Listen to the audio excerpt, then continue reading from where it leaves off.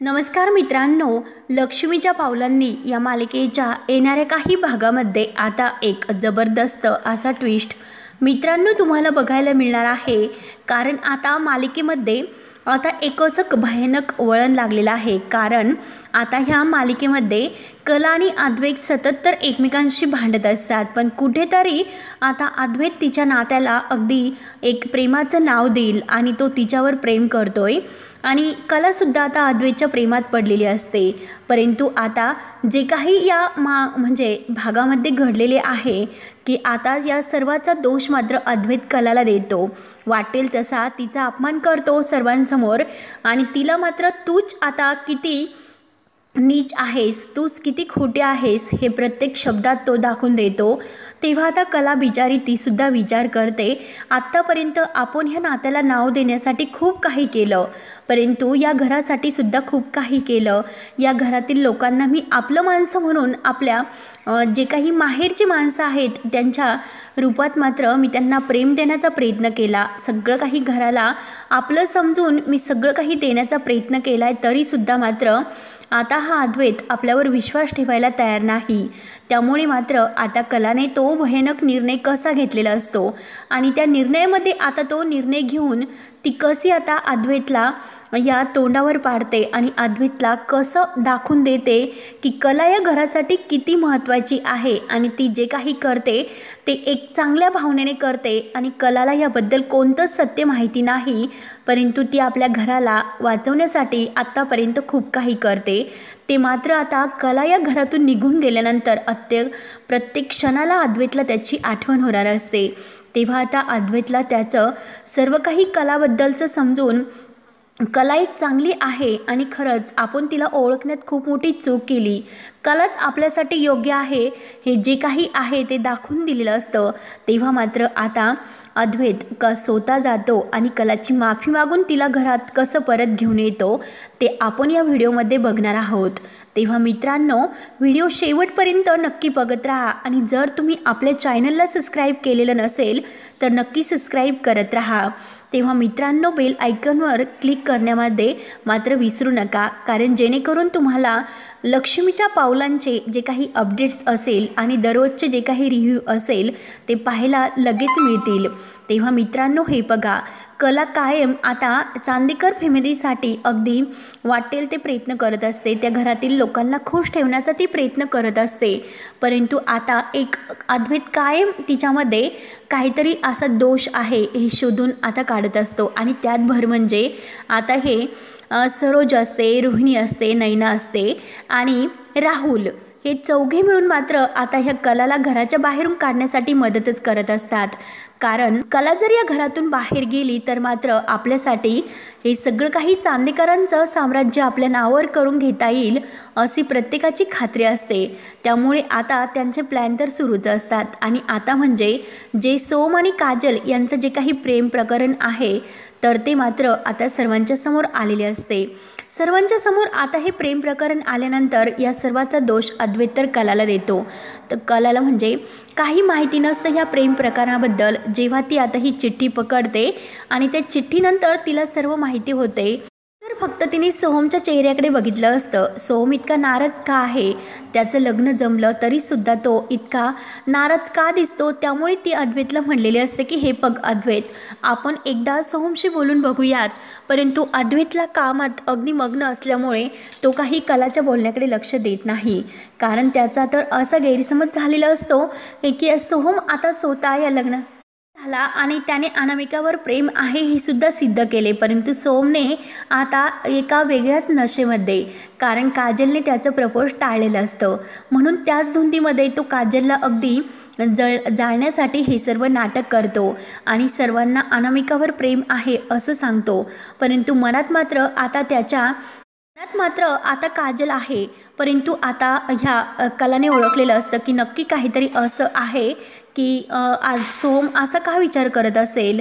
नक्की सोहमने लग्न जमले तरीसुद्धा म्हणजे तो इतका खुश का नसेल याबद्दल ती विचारच करत असते. परंतु तिचा जो काही विचार आहे तो अगदी खरा ठरतो, कारण ती चिठ्ठी आता तिच्या हातात लागते आणि त्याच वेळेस ती काजलला सर्व विचारते.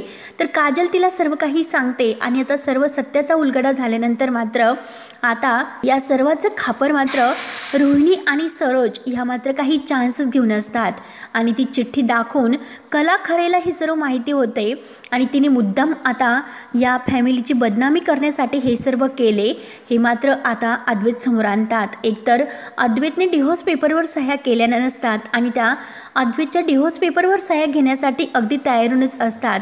परंतु आता कलाचा इतका स्वाभिमान दुखलेला असतो. कलाला असं वाटतं की आत्तापर्यंत आपण इतकं काही केलं तर अद्वैत म्हणत असतो की हे बघ अगं कला खरे तू खोटीच आहे, कारण आत्तापर्यंत जे काही तू केले ना ते फक्त आणि फक्त आता स्वार्थासाठी केले आणि आजसुद्धा तू आमच्या घराला बदनाम करण्यासाठी आपल्या बहिणीच्या रूपामध्ये परत या सोहमचं लग्न मोडते.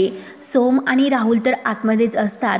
सोहमला काही माहिती नसते, परंतु आता कलाला खूप असा तिचा स्वाभिमान दुखलेला असतो. ती अद्वैतला म्हणते की अद्वैत हे बघ मी तुला एकदा सांगते माझी काही चूक नाही. मला हे केवळ आणि केवळ जेव्हा तुम्हाला खुर्चीजवळ बोलत होता आपण एकमेकांशी बोलत होतो त्या क्षणाला मला हे सर्व माहिती झाले, त्यामुळे प्लीज तू एकदा माझं ऐकून घे आणि माझ्यावर असे वाटेल तसे आरोप करू नको. आबासुद्धा म्हणतात की अरे अद्वैता तू कलाचं बोलणं एकदा ऐकून घे, अरे तिला खरंच काही माहिती नसेल. तेव्हा अद्वैत आता या क्षणाला कुणाचं ऐकायला तयारच नसतो आणि अद्वैत मात्र आता म्हणून गेलेला असतो की त्यावेळी आईने मला जे काही सांगितले होते की डिव्होर्स पेपर घे आणि त्या पेपर्सवर तू सह्या कर, कारण ही मुलगी तुझ्यासाठी योग्य नाही. ही मुलगी खूप चाप्टर आहे आणि ती फक्त आपल्या चांदेकर फॅमिलीला खोटं बोलून अगदी उद्ध्वस्त करण्यासाठी या घरात घुसलेली आहे. तू कितीही तिच्या चांगल्या वागण्यामध्ये येऊ नकोस आणि हे बघ ती जे काही वागते ना ते फक्त घरातील सर्वांचा विश्वास संपादन करण्यासाठी वागत असते, त्यामुळे तू तिच्यावर विश्वास ठेवू नको. तेव्हा आता कलाला हे सर्व काही अगदी सहन होत नाही, कारण अद्वैत म्हणून गेलेला असतो की आता मात्र या डिव्होर्स पेपरवर सह्या करायला मी हव्या होत्या, कारण मी आमच्या नात्यामध्ये एक संधी द्यायला नको होती, तीच माझी खूप मोठी चूक झाली. आता हे कलाच्या खूप जिव्हारी लागते आणि कला डायरेक्ट आता रूममध्ये जाते, डिव्होर्स पेपर घेते आणि त्या पेपर्सवर सह्या करून ती अद्वैतच्या हातात देऊन तिचा आणि अद्वैतच्या नात्याचा शेवट करते. परंतु आता हे आबांना खूप असं धक्का बसल्यासारखं होतं, कारण ज्या क्षणाची आबांना भीती वाटत होती अगदी तो क्षण आता त्यांच्या डोळ्यासमोर घडलेला असतो. आणि आता राहुल आणि सोहम तर आतमध्ये असतात, त्यांना याबद्दल काही जाणीव नसते, परंतु बाहेर जेवढे आहे तेवढ्यांना अगदी धक्का बसतो. परंतु रोहिणी, राहुल आणि सरोज यांना खूप असा आनंद होत असतो आणि नैना हिलासुद्धा स्वतःच्या बहिणीचं आयुष्य उद्ध्वस्त होतंय आणि दुसऱ्या बहिणीवर इतके अगदी कलंक लागतात तरीसुद्धा नैना हसत असते. त्यानंतर मात्र आता कलाही सर्व काही आता ते समानता आणि भिन्नात जो काही रकाना आहे तर त्या रकान्याचं जे काही त्यांच्यामध्ये गुण आढळलेले आहे एकत्र सेम, तर ते समानता या रकाना ती आता खुडून टाकते आणि अगदी तो निर्णय घेते. परंतु आता आबांनी सांगितलेलं असतं की अद्वैता हे बघ तू घरच्या लक्ष्मीला कधीही बाहेर काढू नको, कारण कला जर या घरातून बाहेर गेली तर खूप मोठा असा अनर्थ घडत असतो, त्यामुळे आता तू जपत जा म्हणून आबांनी मागच्या वेळेस आता अद्वैतकडून वचन घेतलेलं असतं. आता आबांनासुद्धा एक खूप मोठा धक्का बसलेला असतो आणि त्यांनासुद्धा हा धक्का काही पचवत नाही. कला आता इतकी रडत असते आणि हे बघून संगीता, दिनकर आणि काजल यांनासुद्धा अगदी जबर धक्का बसलेला असतो. तेव्हा आता कला कशाचाही विचार न करता लगेच त्या डिव्होर्स पेपरवर सह्या करते. अद्वैतच्या हातात दिल्यानंतर लगेच ती आता तेथून धावतच निघून जायला निघते. शेवटचा पाऊल जेव्हा ती उंबऱ्यावर टाकते परत ती थांबते, त्या घराला डोळे भरून पाहते आणि उंबऱ्याचा आशीर्वाद घेऊन शेवटी त्या घरातून बाहेर पडते. आणि त्याच वेळेस मात्र आबांना अगदी जोराचा असा धक्का बसलेला असतो. आबा लगेच आता खाली पडतात. आबांना अगदी छातीत जोराची कळ निघलेली असते आणि ते कला असं ओरडतात. कला असं ओरडल्यानंतर मात्र कला तेथून निघून गेलेली असते, परंतु सर्वजण आता आबांजवळ धावतात. आबा आबा करून सर्वजण आबा आता सर्वांची ही टेन्शनमध्ये आलेले असतात. आबांना नक्की काय झालं असेल म्हणून डॉक्टरांना घाईने फोन कर अद्वैत असं सरोज ओरडते. अद्वैतला सुद्धा वाईट वाटतं की कला या घरातून निघून गेली, परंतु आता मात्र आपल्या घरामध्ये एक खूप मोठं विघ्न येईल की काय, आपण एक खूप मोठी चूक करतो की काय. परंतु कला खरंच एक वाईट मुलगी होती. तिने आपल्याला फसवलं आणि आपल्याला फसून मात्र आपल्या फॅमिलीला सुद्धा फसवले. त्यामुळे आपण मात्र तिला आता माघारी बोलवायला नकोय. तेव्हा आता आबांना घेऊन आता अद्वैत आतमध्ये गेलेला असतो. डॉक्टर येतात. आता आबांना चेक केलं जातं. तेव्हा आता डॉक्टर म्हणतात की असं काय घडलं होतं की आबांना इतका मोठा अटॅकचा हा प्रकार आहे आणि त्यांना आम्ही अनेकदा सांगितलं होतं की त्यांना टेन्शन देऊ नका, तरीसुद्धा तुम्ही त्यांची काळजी का घेतली नाही. आता आबांना शुद्धीवर येण्यासाठी खूप काही वेळ लागेल आणि ते चान्सेससुद्धा कमी आहे. तेव्हा आता अद्वैतला आणखीनच धक्का बसतो. अद्वैत म्हणतो की हे काय होऊन बसले. त्यानंतर मात्र आता सोहम धावतच खाली येतो. सोहम धावतच खाली आल्यानंतर मात्र जे काही घडलेले आहे तर सरोजनी त्याला सर्व सांगते. सोहमला हे ऐकून खूप मोठा धक्का बसतो. सोहम म्हणतो की यात कलावहिनीची काही चूक नाही, कारण कलावहिनीला माझं आणि काजल या दोघांचं एकमेकावर प्रेम आहे, परंतु माझं काजलवर प्रेम होते, काजलचे माझ्यावर कधीही प्रेम नव्हते. कारण मी तिला अनेकदा विचारण्याचा प्रयत्न केला तर काजल मला प्रत्येक वेळेस टाळत आली होती. एक चांगला मित्र म्हणून ती मला कायम म्हणायची, परंतु माझ्या मनामध्ये तिच्याविषयी प्रेम होतं आणि याबद्दल कलावहिनीला कधीही काही माहिती नव्हते. म्हणून मात्र आता सोहम सर्व काही त्यांच्यात जे काही घडलेले आहे ते सांगायला सुरुवात करतो. तेव्हा आता ते झाल्यानंतर मात्र रजनी म्हणते की अरे सोहम, तू हे सर्व अगोदर सांगायला हवं होतं. तेव्हा आता सोहम म्हणत असतो की हे बघ, कलावहिनीची यामध्ये काही चूक नाही, कारण कलावहिनीला काही माहितीच नव्हते. जे काही आहे कलावहिनीला काही माहीत नसल्यामुळे कलावहिनीचा यात प्रश्नच येत नाही. रजनी म्हणते की अरे पण अद्वैतने तिच्यावर इतके आरोप केलेत, सर्वांसमोर तिचा अपमान केला आणि कलाला मात्र हे सहन झालं नाही. ती आता हे घर सोडून कायमची निघून गेली. तेव्हा मात्र आता सोहम म्हणतो की नाही दादा, खूप मोठी दादाने चूक केली. आणि तेवढ्यात मात्र आता अद्वैतला एक फोन येतो. अद्वैतचा आता जो काही बिझनेस आहे तर त्या बिझनेसमध्ये एक खूप मोठा लॉस झालेला असतो, कारण त्यांची जी काही आता तिकडे बँगलोरचं जे काही आता त्यांचं मेन्शन आहे तर तेथे आग लागलेली असते आणि त्या आगीमध्ये खूप काही मोठं नुकसान होऊन त्यांना इतका मोठा लॉस झालेला असतो. आणि आता आबांची सुद्धा प्रकृती चांगली नसते. आबासुद्धा आता शुद्धीवर आलेले नसतात. तेव्हा आता सर्वांना एक खूप मोठा पश्चाताप होत असतो. रजनी म्हणते की या घरातील लक्ष्मीचे पाय बाहेर पडले म्हणून हे सर्व झाले. आणि तेवढ्यात सोहम तेथे येतो. सोहम म्हणतो की हे बघ दादा, तू खूप मोठी चूक केलीस. तू वहिनीला दोषी ठरवायला नको होतं, वहिनीची यात काही चूक नव्हती. तेव्हा मात्र आता अद्वैत म्हणतो की सोहम, तू कसं त्या कलाची बाजू घेतो, तिची बाजू घेऊन तू काही एक बोलू नकोस. ती एक मुलगी सर्वांना फक्त गुंडाळण्याचा प्रयत्न करते, कारण तिच्यापासून माझी या अगोदर सुटका व्हायला हवी होती. तेव्हा आता सोहम म्हणतो की नाही दादा, कलावहिनीला यामधील काहीच माहिती नव्हते. आणि हे बघ, काजलसुद्धा माझ्यावर प्रेम करायला तयार नव्हती. मी तिला अनेकदा प्रपोज केलं, परंतु काजल नाही म्हणत होती, कारण आपल्या कलाताईचा आणि नयनाताईचा संसार वाचवण्यासाठी तिने कधीही मला प्रपोज केलं नाही. परंतु आता मात्र तिच्या मनामध्ये जे काही प्रेम होतं ते प्रेम फक्त तिने कबूल केलं, बाकी काही नाही. तेव्हा मात्र आता सोहमचं हे बोलणं ऐकून अद्वैतला धक्का बसतो. अद्वैत म्हणतो की अरे सोहम, तू काय सांगतोस, हे सर्व तुम्हाला अगोदर विश्वासात घेऊन सांगायला हवं होतं. जर जे काही घडले इतका मोठा अनर्थ घडला नसता. तुझं जर काजलवर प्रेम होतं तर तुम्हाला सांगायला हवे होते. त्यात काजलची काय दोष आहे, ती चुकीची नाही. सोहम म्हणतो की हो, काजलने काही चूक केलेली नाही, कारण तिने कधीही मला कायम नकारच दिला होता. परंतु आता ती माझ्यावर प्रेम करत होती, त्यामुळे मला हे माहिती नव्हते. आणि मी हे बघ, काजलला अगदी टाळण्यासाठी, तिच्या मनातून उतरवण्यासाठी हे सर्व सांगितले की माझा अनामिकावर प्रेम आहे. कारण अनामिका मला त्याच वेळेस भेटली आणि अनामिकाने मला म्हणजे तिचं माझ्यावर प्रेम आहे असं सांगितले, म्हणून मी ते आता हे लग्नासाठी तयार झालो होतो.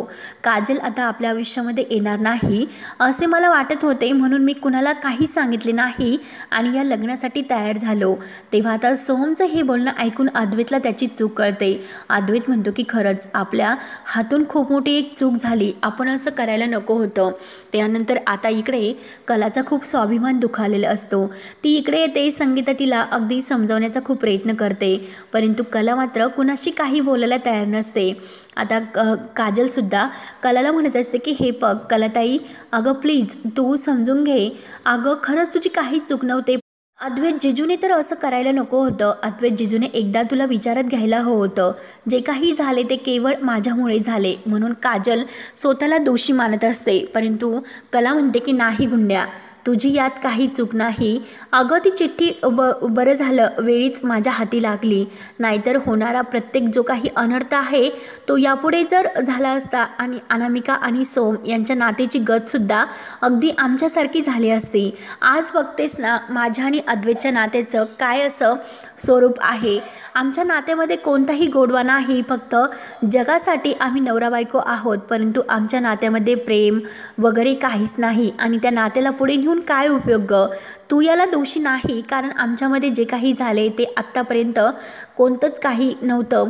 म्हणून एक संधीचा आधार घेऊन आम्ही ते नातं वाचवण्याचा प्रयत्न करत होते. आईबाबांसाठी मी शांत राहत होते, परंतु अद्वैतला सर आमच्या नात्याची गरज नाही, तर मी सुद्धा बळजबरीने त्या नात्यामध्ये राहून काय करणार.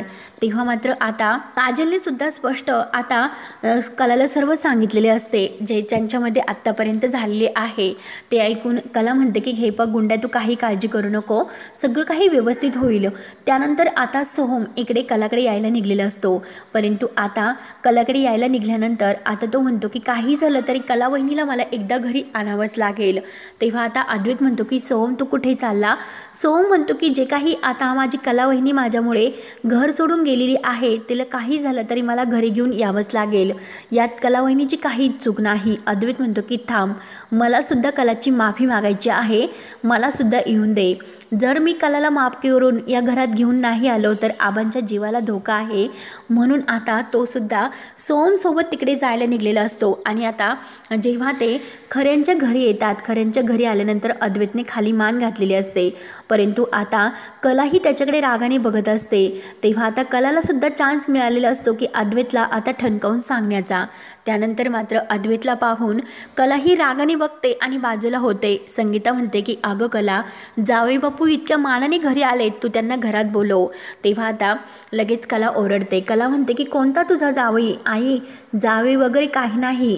ज्या म्हणजे व्यक्तीने जे नातंच अगदी त्याला नको आहे, त्याला त्या नात्यातून मुक्त व्हायचं आहे, तर त्याला जबरदस्तीने जावई का म्हणून घ्यायचं? आई हे बघ, तू माझ्या बाबतीत काही असा विचार करू नको. मी एकटी माझ्या अगदी आयुष्याचं व्यवस्थित करायला अगदी समर्थ आहे. माझी काही चूक नसताना मी का त्या नात्यामध्ये अगदी म्हणजे बंद श्वास घेऊन कायम राहू. तेव्हा आता सोहम म्हणतो की वहिनी हे बघ, तू असं बोलू नको, आबांची अवस्था खूप बिकट आहे, त्यांना काही झालं तरी कला वहिनी तू त्या घरात असायला हवी. आबांच्या अगदी तब्येतीचा तू विचार कर, जर तू त्या घरात परत आली नाही तर आबांच्या तब्येतीला धोका आहे. त्यामुळे तू प्लीज, मी हात जोडतो तुझ्यासमोर घरी चल. आणि हे बघ, ज्या क्षणी तू घरातून पाय बाहेर टाकला त्या क्षणी आपल्या बिझनेसला खूप मोठा असा धोकासुद्धा झाला. आपला बिझनेस आज संकटात आहे आणि त्या बिझनेसला फक्त कला वहिनी तूच वाचू शकते. तर अद्वैत म्हणतो की हो कला, मी चुकलो, मला माफ कर, मी असं करायला नको होतं. खरंच तुझ्यामुळे आज सत्याचे जे काही आहे ते सत्याचं पाऊल उचलायचं एक असा चान्स मिळाला. जे काही आत्तापर्यंत मला समजत होते, आई मला जे सांगत होते तेच मी ऐकत आलो, परंतु आज कला मला तुझी खरी ओळख पटली. तू खरंच किती खरी आहे आणि तू स्वतःच्या जीवाचा विचार न करता आमच्या कुटुंबाचा विचार करते. मी असं खरंच खूप मोठी चूक केली, मला माफ कर. त्यानंतर मात्र आता कला ही रागानेच अद्वैतकडे बघत असते की अरे, तू फक्त म्हणत असतो, परंतु त्या घरात गेल्यानंतर तू माझी कोण आणि मी तुझा कोण असा तू माझ्याशी वागत असतो. अद्वैत हे बघ, आत्तापर्यंत तू मला मदतसुद्धा खूप काही केली, आपल्या नात्यालासुद्धा तू चान्स देण्याचा खूप प्रयत्न केला, परंतु जर वेळ आली तर तू लगेच स्वतःचं अंग काढून घेतो. माझ्याशी असणारं नातं तू तोडण्याचा प्रयत्न करतो, जबरदस्तीने हे नातं तुला नाही असं तू दाखवण्याचा प्रयत्न करतोय. मग कशाला मी त्या घरामध्ये परत येऊ? अरे, आबांना तर मी भेटायला येईलच, आबांना माहिती आहे, त्यांनी मला सुद्धा या घरातील सून म्हणून मानले आणि त्यासाठी खूप प्रयत्न केले. तर कला म्हणते की हे बघ, सोमला सुद्धा त्या घरात आल्यानंतर त्याने जे काही पहिल्यांदाच मला मनात प्रेम केलं आणि एक वहिनी आणि मैत्रीण म्हणून माझ्याशी नातं जोडलं, परंतु अद्वैत तुला ते कधीही जमलं नाही. तू कायम फक्त दुसऱ्याचं ऐकत आला आणि मला दोषी ठरवत आला, त्यामुळे आता नाही येऊ शकत मी त्या घरात. अद्वैत म्हणतो की नाही कला, मी तुझ्या पाया पडतो, परंतु तू त्या घरात चल. कला लगेच बाजूला होते. तर आता अद्वैत हा संगीताला म्हणतो की सासूबाई तुम्हीच काहीतरी कलाला समजावा. आबांचा जीव धोक्यात आहे. आबांना या संकटातून जर वाचवायचं असेल तर मात्र कलाच तेथे म्हणजे योग्य असू शकते. आणि कला जर आमच्या घरात परत आली नाही तर आमचं खरंच घर बरखास्त होईल. तेव्हा आता संगीता कलाला समजवण्याचा प्रयत्न करते की हे बघ कला, तू आता जावई बापूंना इतकं टेन्शन देऊ नको. तू जर समजून घेतलं नाही तर मात्र कसं होईल. तेव्हा दिनकरसुद्धा आता कलाला समजावत असतो. तेव्हा आता दिनकरने आणि संगीताने कलासमोर जेव्हा हात जोडते तेव्हा कला म्हणते की आई आणि बाबा तुम्ही माझ्यासमोर हात जोडू नका. हे बघा जे काही आहे ते आहे. मला कायम खरं वागण्याची माझी इच्छा असते. मी माझ्या स्वतःच्या पायावर उभी राहून सर्व काही अगदी व्यवस्थित करण्याचा प्रयत्न तर करेलच, परंतु हे बघा तुम्ही माझी काळजी करू नका. तर संगीता म्हणते की हे बघ कला, त्या घरात मी मानाने तुला पाठवले आणि त्या घरात मानानेच तू राहू शकते. एक आईबाबांचं नाव तू पूर्ण करू शकते. तेव्हा आता कला ही तिकडे जायला निघलेली असते, तयार झालेली असते केवळ आबांसाठी. तेव्हा अद्वैतसुद्धा आता खूप खुश होतो आणि अद्वैत खुश बघून कलाला हसू येते. तेव्हा मित्रांनो, आता जे काही कलाने डिव्होर्स पेपरवर जरी सह्या केलेल्या असल्या तरीसुद्धा अद्वैतने ते डिव्होर्स पेपर फाडून टाकलेले असतात. आणि यात म्हणजे आता सरोजला सुद्धा एक खूप मोठा पश्चाताप होणार असतो. कला या घरातून गेल्यानंतरचा जो काही आता तिच्याबरोबर हा दृष्टांत घडलेला आहे, त्या दृष्टांताने मात्र आता ह्या सरोजचे डोळे उघडतात. तेव्हा आता मित्रांनो, पुढे असंच काहीतरी काय काय होतं आणि कला या घरातील प्रत्येकासाठी काय काय करते, रोहिणी, राहुल, नैना यांचे प्लॅन कसे उधळून लावते आणि परत हक्काने त्या घरामध्ये कसं येते हे बघणं आता खरंच खूप इंटरेस्टिंग ठरणार आहे. त्यासाठी मित्रांनो आता सोहमने सुद्धा कलाला घरी आणण्यासाठी एक खूप मोठं पाऊल उचललेलं असतं आणि आता तो काजलबरोबर लग्नासाठी तयार झालेला असतो, कारण अनामिकाने आता ह्या लग्नाला नकार दिलेला असतो. तेव्हा मित्रांनो, कला काजल आणि सोहमचं लग्न तर लावतेच, परंतु आता हक्काने परत या चांदेकरांच्या फॅमिलीमध्ये कसा प्रवेश करते ते बघणं आता खूप असं इंटरेस्टिंग ठरणार आहे. तेव्हा मित्रांनो, धन्यवाद.